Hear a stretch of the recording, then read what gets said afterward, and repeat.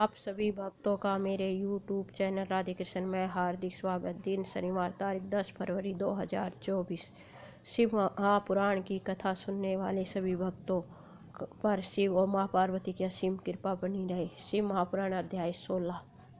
ब्रह्मा जी का रुद्रदेव से सती का विवाह करने का अनुरोध, श्री विष्णु द्वारा अनुमोदन और श्री रुद्र के लिए स्वीकृति।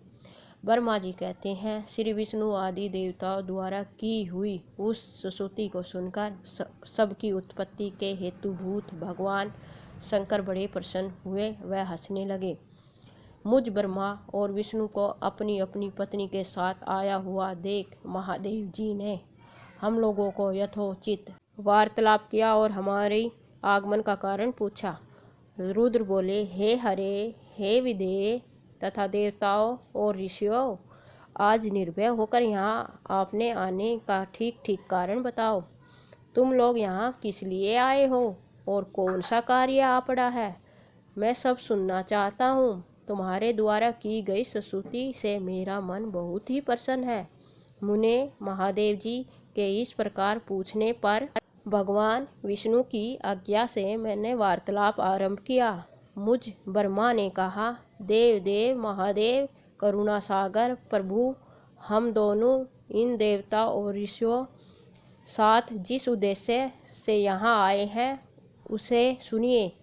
वृषध्वज, विशेषत आपके ही लिए हमारा यहाँ आगमन हुआ है, क्योंकि हम तीनों सारथी हैं। सृष्टि चक्र के संचालन रूप प्रयोजन की सिद्धि के लिए एक दूसरे के सहायक है। सारथी को सदा परस्पर यथायोग सहयोग करना चाहिए, अन्यथा यह जगत टिक नहीं सकता।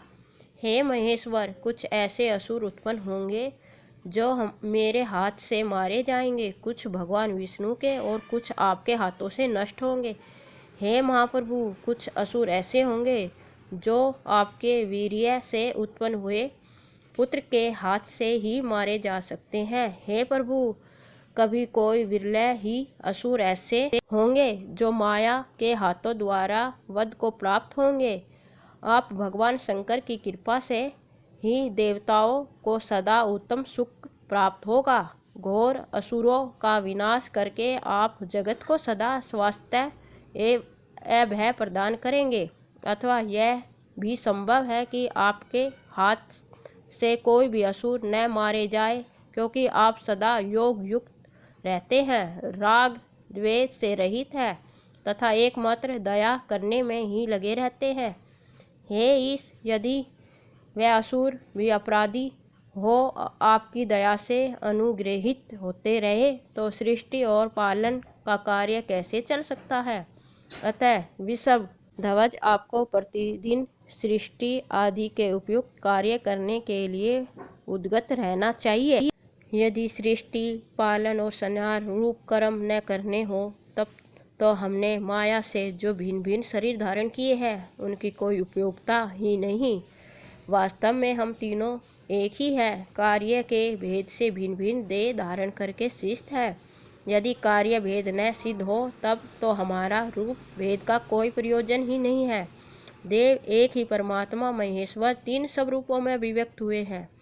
इस रूप भेद में उनकी अपनी माया ही कारण है। वास्तव में प्रभु स्वतंत्र है, वह लीला के उद्देश्य से ही यह सृष्टि आदि कार्य करते हैं। भगवान श्री हरि उनके बाएं अंग से प्रकट हुए हैं, मैं ब्रह्मा उनके दाएं अंग से प्रकट हुआ हूँ और आप रुद्रदेव उन सदाशिव हृदय से अभिभूत हुए हैं।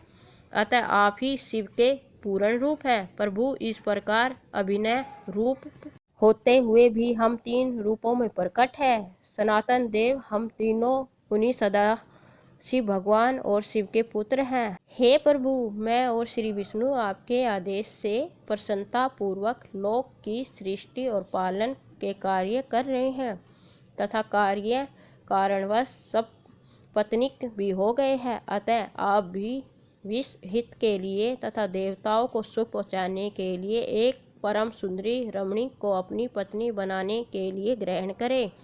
हे महेश्वर, एक बात और है, उसे सुनिए। मुझे पहले के वितराग स्मरण हो गया है। पूर्व काल में आपने ही शिव रूप से जो बात हमारे सामने कही थी वही इस समय सुना रहा हूँ। आपने कहा था, ब्राह्मण, मेरा ऐसा ही उत्तम रूप तुम्हारे अंग विशेष ललाट से प्रकट होगा, जिसकी लोक में रुद्र नाम से प्रसिद्धि होगी। तुम ब्रह्मा सृष्टिकर्ता हो गए और श्री हरि जगकर्ता पालन करने वाले हुए, और मैं सद्गुण रुद्र रूप होकर संहार करने वाला होऊंगा। एक स्त्री के साथ विवाह करके लोक के उत्तम कार्य की सिद्धि करूंगा। अपनी कही हुई इस बात को याद करके आप अपनी ही पूर्व प्रतिज्ञा को पूर्ण कीजिए।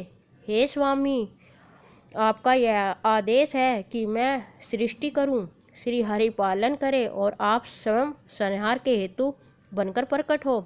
सो आप साक्षात शिव ही संहारकर्ता के रूप में प्रकट हुए हैं। आपके बिना हम दोनों अपना अपना कार्य करने में असमर्थ नहीं हैं।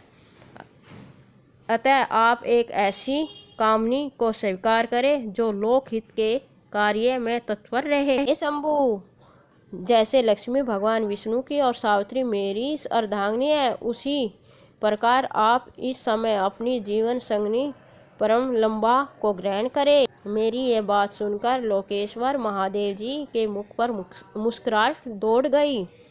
वे श्री हरि के सामने मुझसे इस प्रकार बोले, हे ब्रह्मा, तुम दोनों मुझे सदा ही अत्यंत प्रिय हो। तुम दोनों को देखकर मुझे बड़ा आनंद मिलता है। तुम लोग समस्त देवताओं में श्रेष्ठ तथा त्रिलोकी के स्वामी, लोकहित के कार्य में मन लगाए रहने वाले तुम दोनों का वचन मेरी दृष्टि में अत्यंत गौरवपूर्ण है। किंतु सुर श्रेष्ठगण, मेरे लिए विवाह करना उचित नहीं होगा, क्योंकि मैं तपस्या में विलीन रहकर सदा संसार से विरक्त ही रहता हूँ, और योगी के रूप में मेरी प्रसिद्धि है, जो निर्वृत्ति के सुंदर मार्ग पर स्थित है।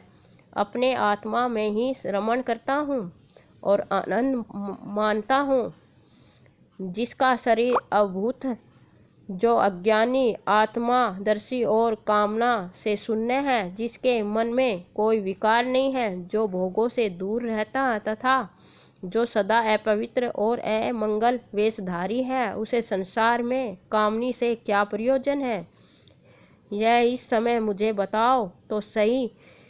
मुझे जो सदा केवल योग में लगे रहने पर ही आनंद आता है, ज्ञानहीन पुरुष ही योग को छोड़कर भोग को अधिक महत्व देता है। संसार में विवाह करना प्राय बंधन में बंधना है, इसे बहुत बड़ा बंधन समझना चाहिए। इसलिए मैं सत्य कहता हूँ, विवाह के लिए मेरे मन में थोड़ी सी भी अभिरुचि नहीं है। आत्मा ही अपना उत्तम अर्थ या स्वार्थ है। उसका भली भांति चिंतन करने के कारण मेरी अलौकिक स्वार्थ में प्रवृत्ति नहीं होती। तथापि जगत हित के लिए तुमने जो कुछ कहा है उसे करूँगा। तुम्हारे वचन को दृष्ट मानकर अथवा अपनी कही हुई बात को पूर्ण करने के लिए मैं अवश्य विवाह करूँगा, क्योंकि मैं सदा भक्तों के वश में रहता हूँ। परंतु मैं जैसी नारी को प्रिय बलि के रूप में ग्रहण करूँगा और जैसी शर्त के साथ करूँगा, उसे सुनो। हे ब्रह्मा, मैं जो कुछ कहता हूँ वह सर्वथा उचित है। जो नारी मेरे तेज को विभाग पूर्वक ग्रहण कर सके, जो योगिनी तथा इच्छा अनुसार रूप धारण करने वाली हो, उसी को तुम पत्नी बनाने के लिए मुझे बताओ। जब मैं योग में तत्पर रहूं, तब उसे भी योगिनी बनकर रहना होगा, और जब मैं कामसक्त हूँ, तब उसे भी कामनी के रूप में ही मेरे पास रहना होगा। वेद वेता विद्वान जिन्हें अविनाशी बतलाते हैं, उन ज्योतिषी स्वरूप सनातन शिवा का मैं सदा चिंतन करता हूँ और करता रहूँगा। हे ब्राह्मण, उन सदाशिव के चिंतन में जब मैं न लगा हूँ, तभी उस भावनी के साथ मैं समागम कर सकता हूँ। जो मेरे शिव चिंतन में विघ्न डालने वाली होगी, वह जीवित नहीं रह सकती। उसे अपने जीवन से हाथ धोना पड़ेगा। तुम विष्णु और तीनों ही ब्रह्म स्वरूप शिव के अंशभूत हैं। अतः महाभागगण हमारे लिए उनका निरंतर चिंतन करना ही उचित है।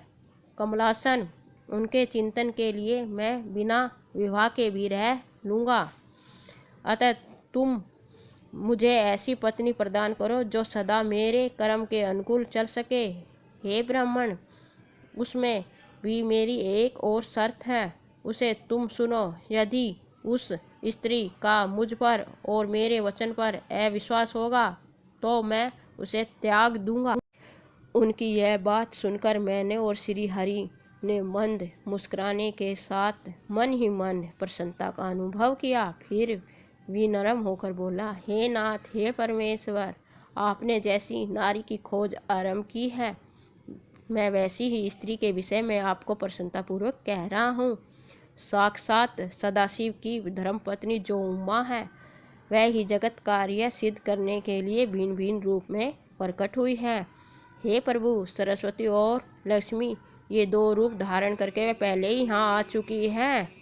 इसमें लक्ष्मी और श्री विष्णु जी की और सरस्वती मेरी अब हमारे लिए वह तीसरा रूप धारण करके प्रकट हुई है। हे प्रभु, लोक हित का मैं कार्य करने की इच्छा वाली देवी शिवा दक्ष पुत्री के रूप में अवतीर्ण हुई है। उनका नाम सती है। सती ही ऐसी स्त्री हो सकती है जो सदा आपके लिए हितकारिणी हो। हे महेश्वर, सती आपके लिए आपको पति रूप में प्राप्त करने के लिए दृढ़ता पूर्वक कठोर व्रत का पालन करती हुई तपस्या कर रही है। हे महेश, आप उन्हें वर देने के लिए जाइए, कृपा कीजिए और बड़ी प्रसन्नता के साथ उन्हें उनकी तपस्या के अनुरूप वर देकर उनके साथ विवाह कीजिए। हे शंकर, हे भगवान, हे विष्णु की मेरी तथा इन संपूर्ण देवताओं की यही इच्छा है। आप अपनी शुभ दृष्टि से हमारी इस इच्छा को पूर्ण कीजिए, जिससे हम आदरपूर्वक इस उत्सव को देख सके। ऐसा होने से तीनों लोकों में सुख देने वाला परम मंगल होगा और सबकी सारी चिंता मिट जाएगी, इसमें संशय नहीं है।